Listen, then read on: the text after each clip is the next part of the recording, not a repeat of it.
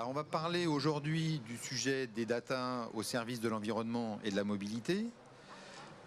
Trois intervenants qui seront amenés à contribuer à ces échanges, à pouvoir présenter différentes solutions techniques d'une part, et puis les usages qui peuvent en être faits.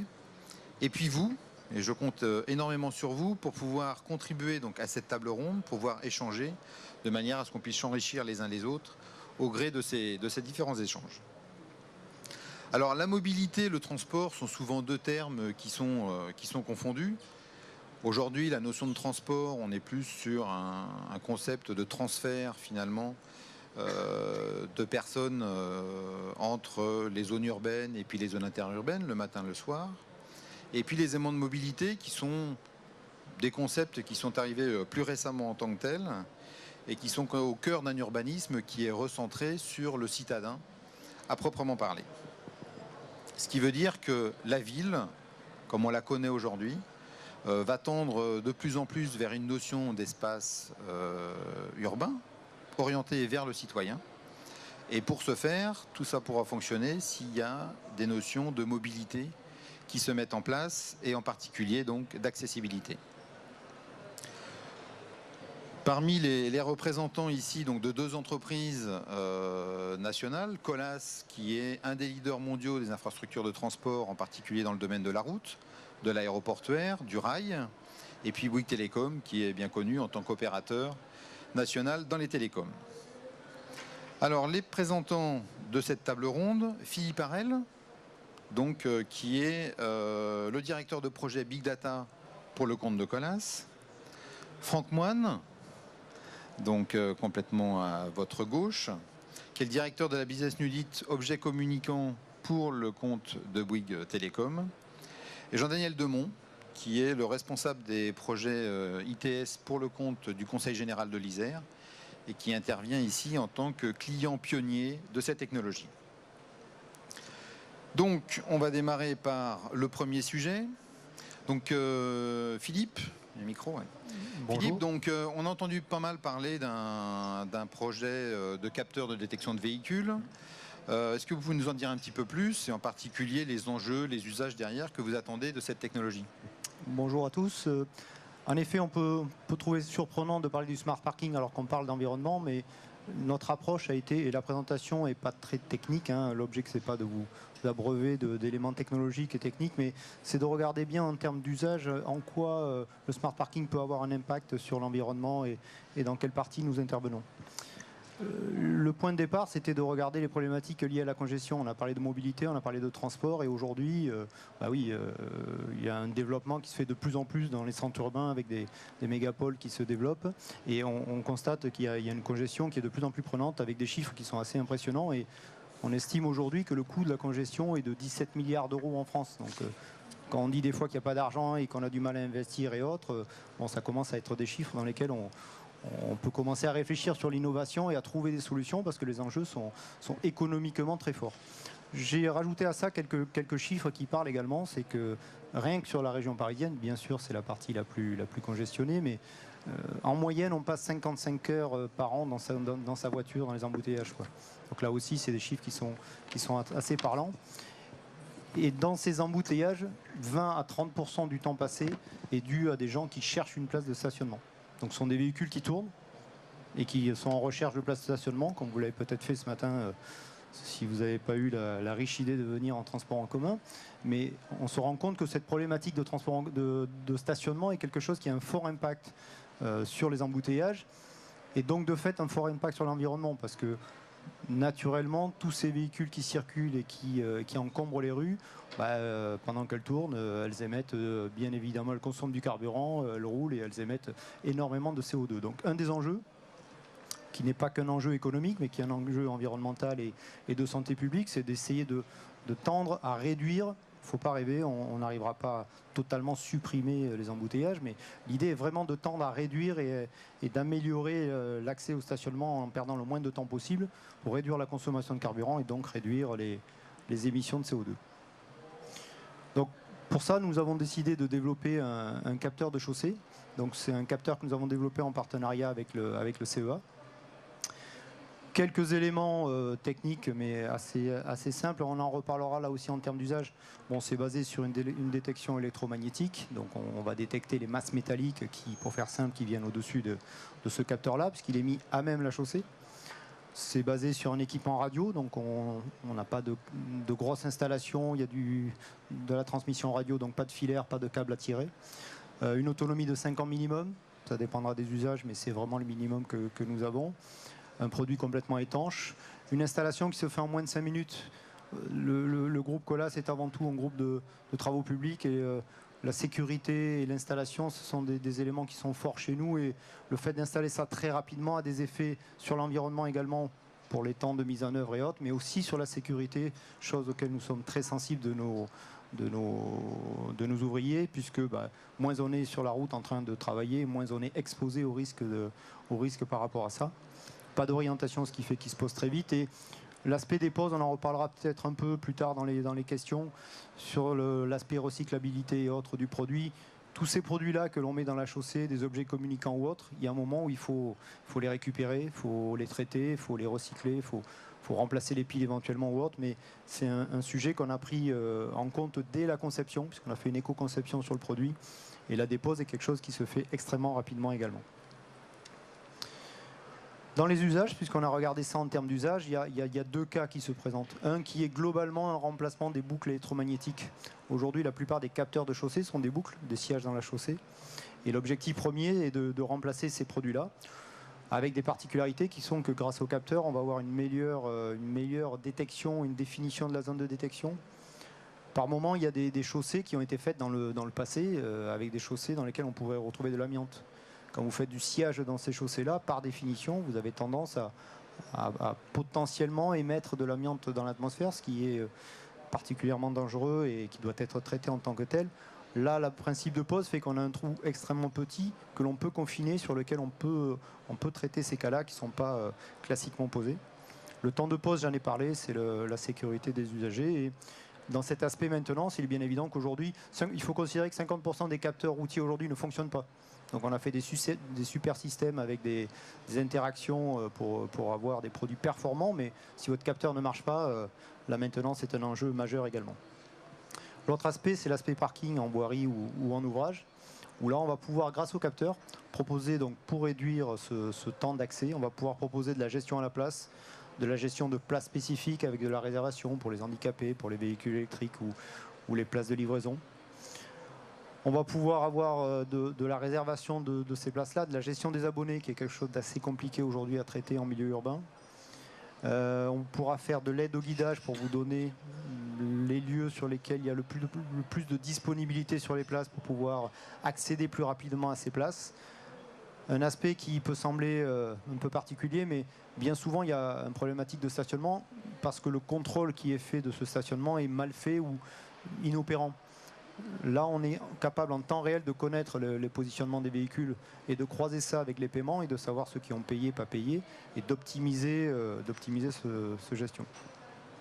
Et donc une gestion de fait dynamique de l'ensemble des places. Voilà pour la partie capteur et usage. Très bien, Philippe. On a bien compris un petit peu ce que ça pouvait représenter, mais quelles sont les différences que vous avez avec les produits qui sont déjà existants dans le commerce ? Aujourd'hui, soit on se compare à des boucles traditionnelles et là on a les avantages dont on a parlé. Dans les autres systèmes, puisque d'autres produits de ce type existent en termes de capteurs, bien souvent les temps de pose sont très longs, n'ont pas été pris en compte dans cette configuration-là, avec des produits sur lesquels on doit rajouter de la résine, on doit passer plus de temps, faire des trous plus gros. Et l'aspect surtout maintenance et recyclabilité des produits n'ont bien souvent pas été pris en compte. Ça veut dire que ce sont des produits qu'on va noyer dans la chaussée et sur lesquels, lorsqu'on va vouloir les déposer, même s'il y a une autonomie de 5 ans, il y a un moment où il faut récupérer ces produits-là. On est assujetti, comme tout fabricant, aux règles de la D3E de recyclage des produits électroniques. Et ces produits-là, on les a pris en compte dès le départ, là où d'autres produits ne sont pas prévus à cet effet. Très bien, merci. Alors vous, Jean-Daniel, vous êtes un client pionnier de ce type de capteur, donc vous êtes un véritable entrepreneur. Est-ce que vous pouvez nous faire part un petit peu de ce retour d'expérience suite à l'installation de cette technologie sur un de vos équipements ? Oui, effectivement. Donc, d'abord, je vais me présenter. Donc, Jean-Daniel Demont, je travaille au département de l'Isère. Ah, plus fort. Bon, excusez-moi. Bonjour à toutes et à tous. Donc, je me présente, Jean-Daniel Demont. Je travaille au département de l'Isère, à la direction des mobilités, au service post-commandement itinéraire. Donc, en fait, vous avez en face de vous un acheteur public. Donc, c'est moins courant que les entreprises qui viennent de passer maintenant. Et je vais commencer par faire une entrée par l'innovation. Parce qu'on fait de l'innovation, ce qui est aussi peu courant chez les acheteurs publics, malheureusement. Donc, innovation, les nouveaux pionniers, oui, parfaitement, parce que innover, ce n'est pas forcément facile. On est en train de défricher, il faut avancer, il faut prendre parfois un petit peu des risques. Et en fait, il faut vraiment avoir un état d'esprit innovant, c'est-à-dire c'est un peu comme un process chez un artiste. Vous l'avez en vous, vous le déclenchez. Vous êtes toujours en acquisition d'informations pour alimenter votre innovation. Alors l'innovation, est-ce que c'est un risque? Alors pour nous, il peut y avoir des risques, mais je pense que le principal risque, c'est l'immobilisme. C'est-à-dire que si on est immobile, on n'avance pas. Donc l'innovation, justement, combat ce risque. Et ça vous permet effectivement de pouvoir avancer dans vos projets. Innovation et recherche et développement. Alors c'est vrai qu'habituellement on parle de la recherche et développement un peu de façon un peu particulière, c'est qu'on est toujours, on fait de la techno-push, on travaille exclusivement sur la partie technologie, alors qu'en fait l'innovation c'est au-delà de ça, même si la recherche et développement fait bien entendu partie intégrante de l'innovation. Donc nous, ce qu'on essaie de pratiquer dans notre service, c'est ce qu'on appelle les entrées par les usages. Alors je ne sais pas si vous voyez ce que c'est, c'est-à-dire qu'on part du besoin terrain, du besoin des usagers pour monter les projets et éventuellement faire un mariage avec la technologie et ces fameux usages, parce que forcément qu'à un moment donné, il faut qu'il y ait de la technologie qui puisse rendre le service. Donc là, pour reprendre un petit peu l'histoire du parking, on va passer donc de l'innovation au terrain. Donc je vous invite à passer sur le parking, donc puisqu'on va présenter simplement l'endroit où sont installés ces fameux capteurs. Donc on s'aperçoit que c'est un terrain qui est assez intéressant puisqu'on a le parking, on a l'autoroute qui passe juste à côté, on a des voies vertes, on a des pistes cyclables et surtout, chose très intéressante, c'est que le département s'occupe également des transports en commun, en particulier les cars parce qu'on a un interurbain et qu'on a le parking qui est desservi par des arrêts. Et ce qu'on voudrait faire justement en termes d'usage, c'est de pouvoir avoir des statistiques de gestion de parking, en fait pour améliorer les services que l'on peut offrir aux usagers, mais également de travailler en temps réel sur les places. On vous l'a expliqué tout à l'heure, je ne veux pas vous représenter la partie technologique, d'avoir en temps réel donc des places disponibles pour pouvoir travailler sur l'intermodalité. En résumé, puisque les cars passent à côté du parking, on peut très bien avoir les temps de parcours, puisque tous les cars sont géolocalisés chez nous, et d'indiquer aux futurs usagers les places disponibles mariées avec les disponibilités des cars qui vont arriver, et en l'occurrence des places disponibles à l'intérieur des véhicules. En termes de retour d'expérience, on a la particularité de travailler chez nous avec un milieu opérationnel, c'est-à-dire qu'on a deux volets dans notre service, un volet qui est complètement opérationnel avec la gestion du trafic routier, gestion des cars, on vient de le voir maintenant, mais également un volet innovation. L'intérêt, c'est que les deux s'enrichissent puisqu'on travaille en osmose complète et totale. La partie expertise nous amène les besoins et la partie innovation alimente cette fameuse expertise en projection dans l'avenir, c'est-à-dire que les personnes vont travailler leurs besoins en fonction des futurs usages et technologies qu'on pourra déployer dans l'avenir. Très bien, merci. Petite question, vous êtes acheteur public. Oui. En quoi vous considérez que l'innovation, en tant qu'acheteur public, est importante? C'est quand même quelque chose qui est loin d'être courant, en particulier en France. Oui, alors effectivement, c'est excessivement important pour nous parce qu'on a une particularité, c'est qu'on offre des terrains de jeu et que ce que l'on veut faire, c'est offrir des possibilités aux entreprises pour pouvoir déployer à la fois leur techno, les usages, d'avoir à la sortie des produits finis, parce que le juge de paix, en fait, c'est quand même l'espace public. Et qui est mieux placé que le gestionnaire d'espace public pour pouvoir permettre aux entreprises de travailler sur ces fameux espaces publics. Très bien, merci. Franck, alors, à nous.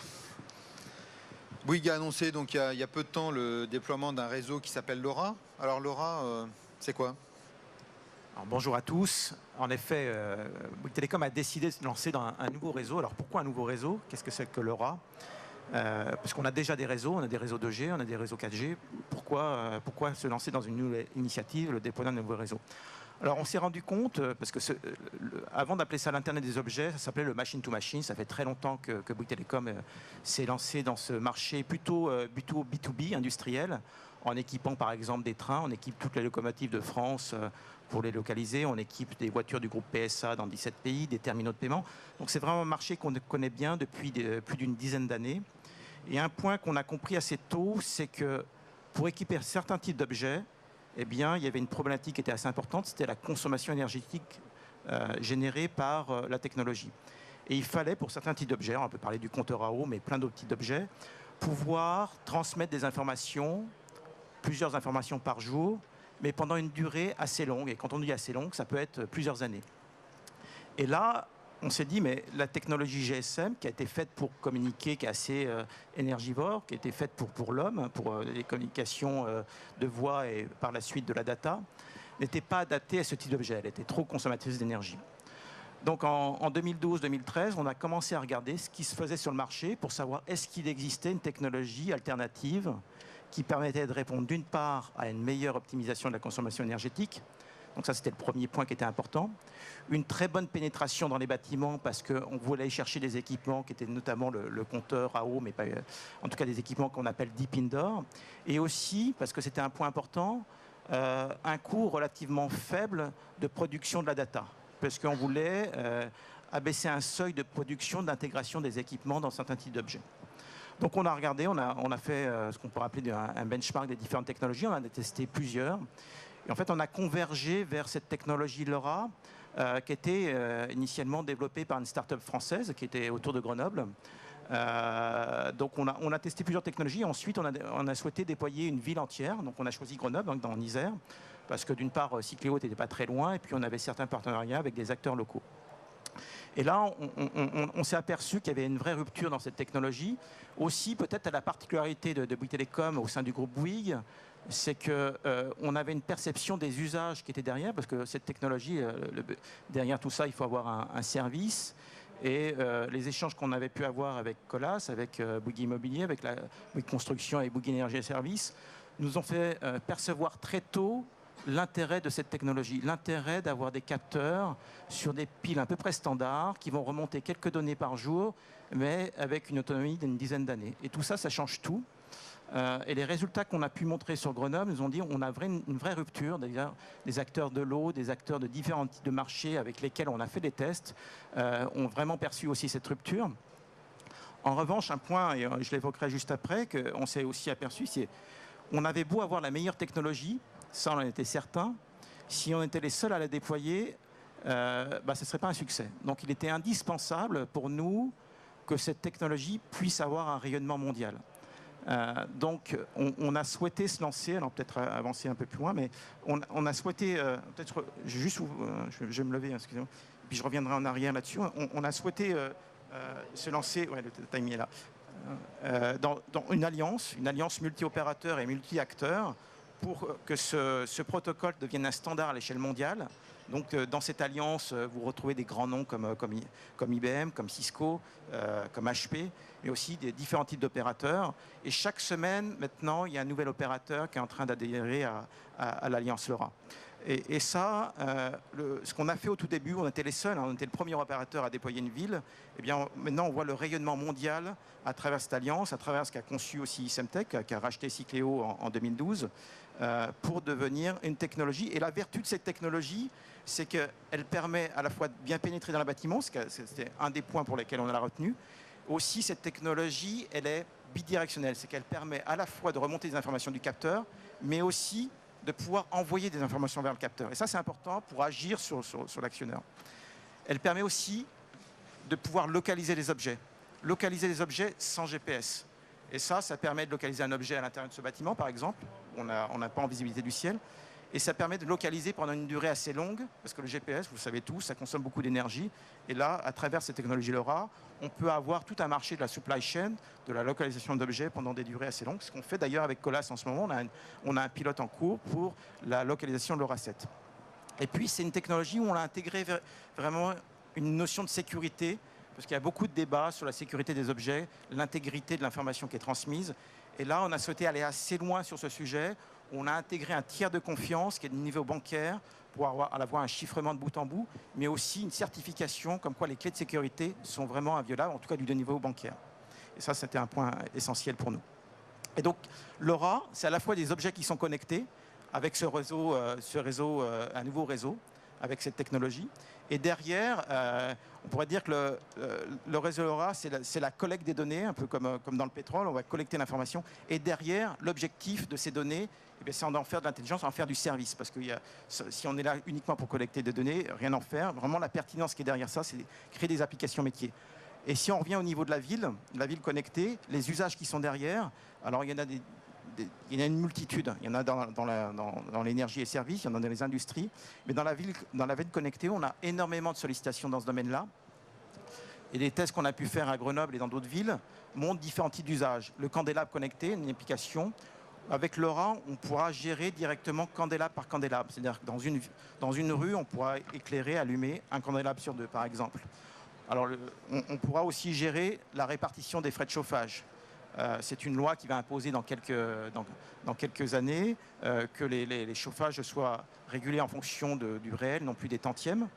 Et avec le LoRa, on va pouvoir collecter l'information de manière pertinente, de manière économique dans les appartements. Bien sûr, tout ce qui est télérelevé de compteurs, les taux remonter l'information des taux de remplissage, des points d'apport volontaires. Donc ça, on travaille avec une filiale du groupe Bouygues qui s'appelle Innovation 24, qui permet d'optimiser les transports de collecte des taux de remplissage avec des capteurs qui permettent de savoir à quel niveau est le conteneur. La localisation des vélos libre-service, donc ça c'est assez classique, mais aujourd'hui vous avez des vélos, mais on ne sait jamais où ils sont. Donc grâce à des capteurs qui seront cette fois-ci dans les vélos, on pourra mieux optimiser la récupération des vélos, alors à la fois pour le vol, mais aussi d'autres besoins. Et puis le dernier point, c'est l'optimisation énergétique des bâtiments. Ça, c'est vraiment un point sur lequel LoRa apporte une grande souplesse, la capacité d'avoir des capteurs qui sont très peu intrusifs dans le bâtiment. Donc on va se brancher sur le comptage ou le sous-comptage existant du bâtiment, et plus des capteurs de température. Et grâce à ça, des benchmarks qui vont pouvoir monitorer est-ce que le bâtiment consomme trop d'énergie, est-ce que c'est un gymnase et on est dans une période de vacances et il est trop chauffé. Donc vraiment avoir des benchmarks, des indicateurs, parce que sans indicateurs, il n'y a pas d'économie. Et avec ces solutions-là, on arrive à créer des tableaux de bord correspondant aux besoins des acteurs qui sont derrière. Et puis le dernier point, c'est la gestion des parkings. Donc là, je me retourne vers Philippe pour te dire où on en est de notre solution commune. Aujourd'hui, sur les... Qu'est-ce que LoRa finalement apporte sur la solution technique? Voilà, on est en phase expérimentale en effet sur le sujet parce que Franck a parlé d'un certain nombre d'éléments, je ne vais pas les repasser en revue, mais la sécurité, c'est bien évidemment la sécurité des transferts de données, c'est important pour nous. Le côté bidirectionnel est extrêmement important pour nous parce qu'on a besoin de dialoguer régulièrement avec les capteurs, mais l'avantage pour nous, les deux avantages principaux, c'est la consommation, puisque nos capteurs doivent être autonomes et doivent pouvoir rester dans la chaussée le plus longtemps possible avant d'imaginer une intervention de maintenance. Donc là, le côté le moins énergivore possible est un enjeu majeur. Et le deuxième sujet qui est extrêmement important, c'est la portée. Aujourd'hui, on est en radio traditionnelle avec une centaine de mètres de portée, ce qui veut dire que nos capteurs doivent dialoguer avec un équipement, un concentrateur qui va récupérer ces informations-là, et on doit en mettre un tous les 100 mètres. Je simplifie un peu, mais c'est à peu près ça. Avec le réseau LoRa, on va supprimer carrément cet équipement-là, puisqu'on va directement attaquer le réseau, et à partir du moment où une collectivité est couverte par le réseau LoRa, on va attaquer directement le réseau et on supprime complètement l'équipement de terrain. Donc ça a des avantages en termes d'occupation du territoire, et là, je pense que les collectivités sont plutôt d'accord pour qu'on ne mette pas beaucoup de matériel au sol, et en termes de consommation, de coûts, d'implémentation, c'est extrêmement important pour nous. Oui. Très bien, écoutez, merci en tout cas aux intervenants pour avoir réussi à présenter l'ensemble de vos activités sur le timing imparti. Et donc, je vous avais dit la règle du jeu, ils ont fait leur travail. Et donc, ce que j'attends de vous maintenant, ce sont des questions, mais je ne doute pas, vu la densité de l'Assemblée, qu'il y aura bien évidemment des retours rapides. Oui, monsieur. Alors, on va jouer au jeu des micros. Merci. À mettre près de vous.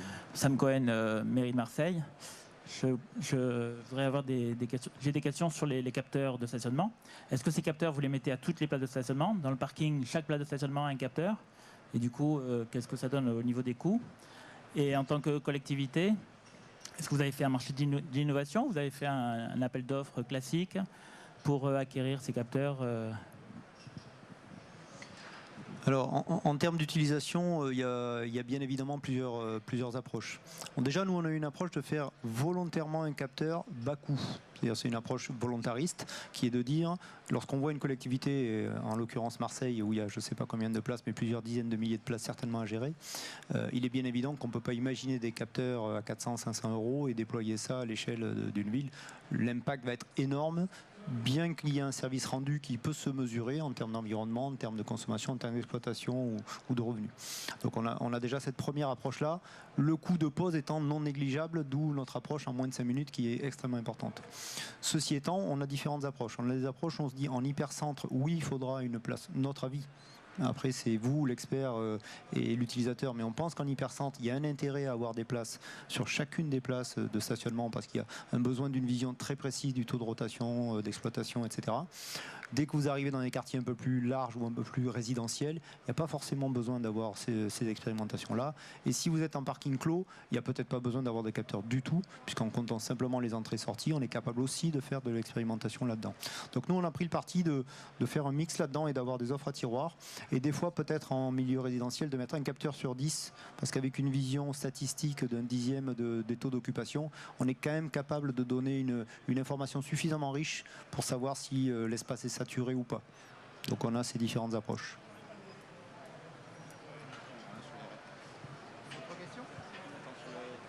Sur l'achat.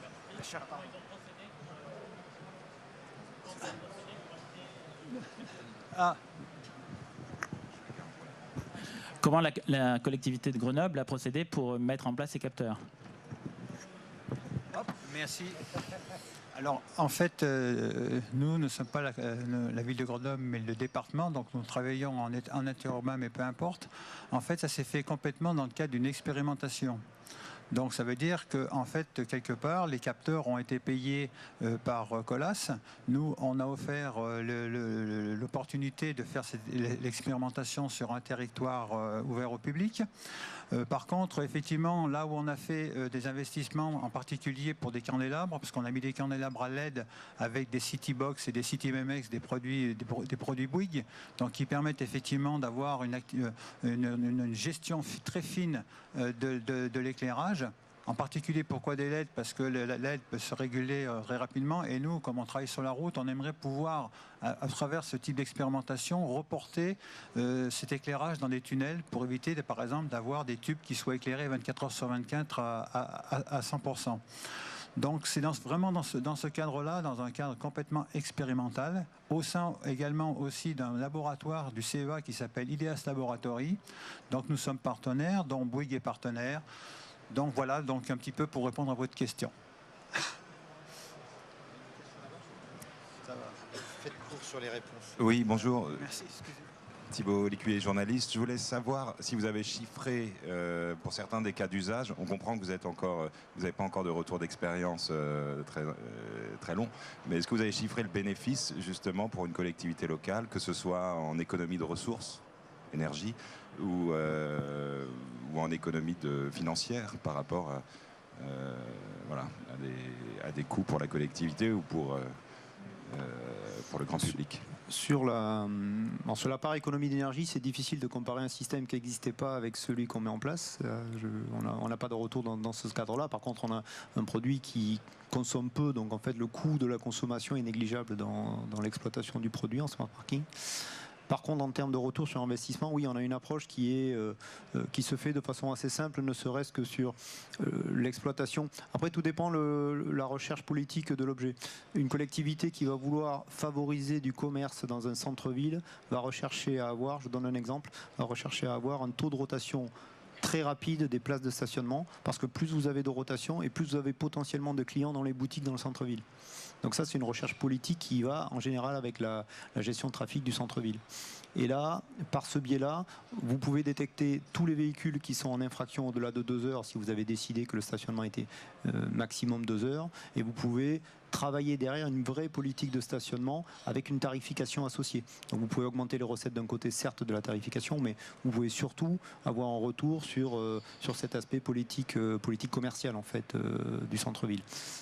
C'est difficile à estimer pour nous en termes de coûts sonnant et trébuchant, mais c'est un vrai atout pour la collectivité, quoi. Sans capteur, on ne sait pas le faire. Autre question ?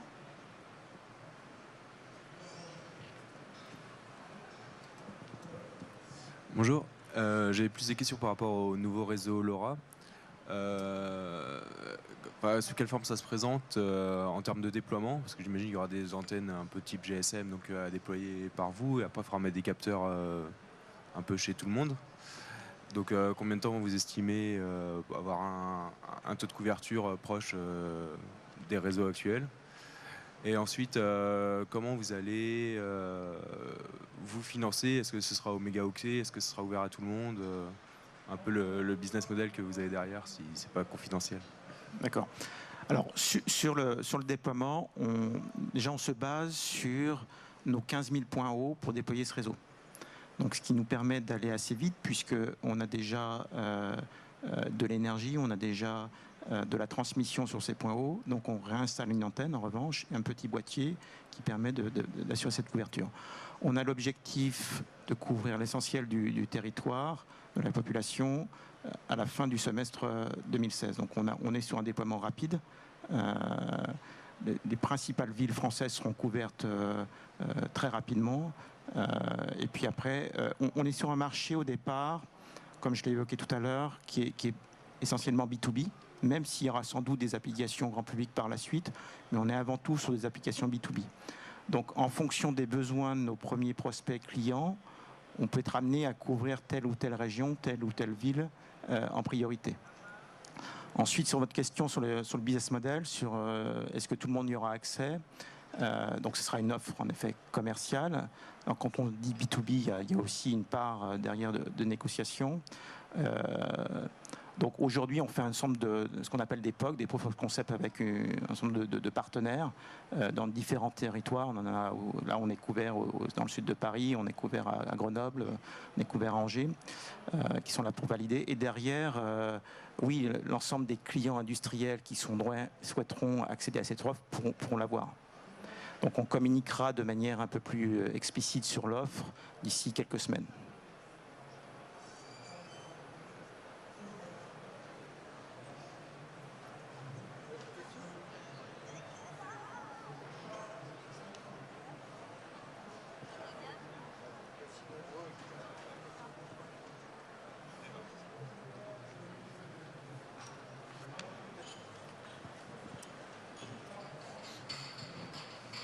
Peut-être des sujets autour du recyclage, je pense notamment au niveau des capteurs qui ont pu être présentés.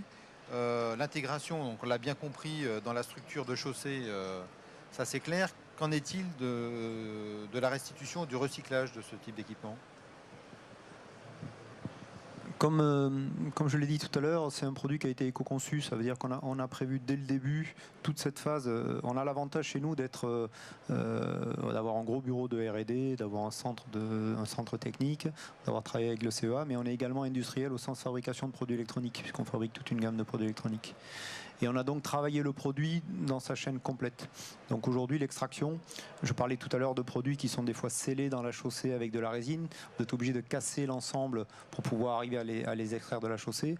Là, en fait, on a travaillé le produit comme une cheville à frapper, pour ceux qui bricolent un peu. Vous avez un produit on fait un forage simple avec une grosse perceuse, hein, ni plus ni moins, il n'y a pas de carotte, il n'y a rien. Et ensuite, on vient frapper le capteur réellement pour venir l'enfoncer dans la chaussée, pour venir le mettre en place. Et lors de l'extraction, ce capteur-là a une hélicoïde, on le voit sur quelques photos.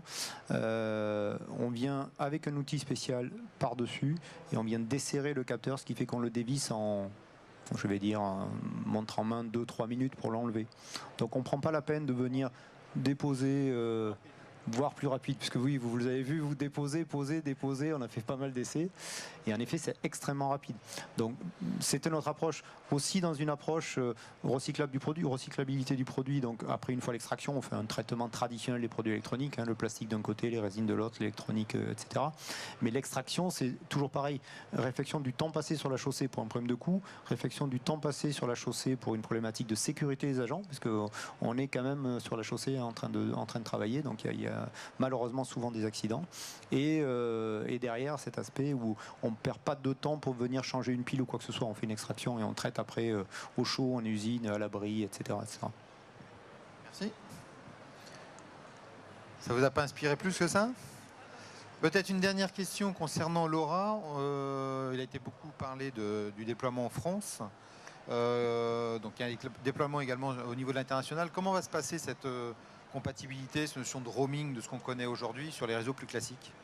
Alors en effet, ce sujet est assez important. La capacité d'interopérabilité d'un réseau à un autre, d'un pays à un autre. Donc c'est l'un des premiers sujets de l'Alliance LoRa, mettre en place le roaming entre opérateurs. Donc l'objectif de l'Alliance, c'est de finaliser ces accords de roaming, en tout cas la fonctionnalité, sur le deuxième trimestre 2016. Donc de telle manière à avoir cette continuité entre les opérateurs qui déploient leur propre réseau, par exemple en Suisse avec Swisscom, KPN pour les Pays-Bas, vous avez Belgacom pour la Belgique, etc. Donc bien entendu, à la fois une notion de continuité pour des objets qui se déplacent, parce qu'il peut en avoir, et de ce qu'on appelle de one-stop shopping pour un client qui a des points dans plusieurs pays, mais qui veut avoir qu'un seul opérateur en tant qu'interlocuteur, qu'un seul contrat, et ensuite c'est cet opérateur qui va passer un contrat avec les autres opérateurs locaux. Très bien, merci. Toujours pas de dernière question? Donc c'était la dernière question. Je vous remercie. Bonne fin d'après-midi. Merci à tous.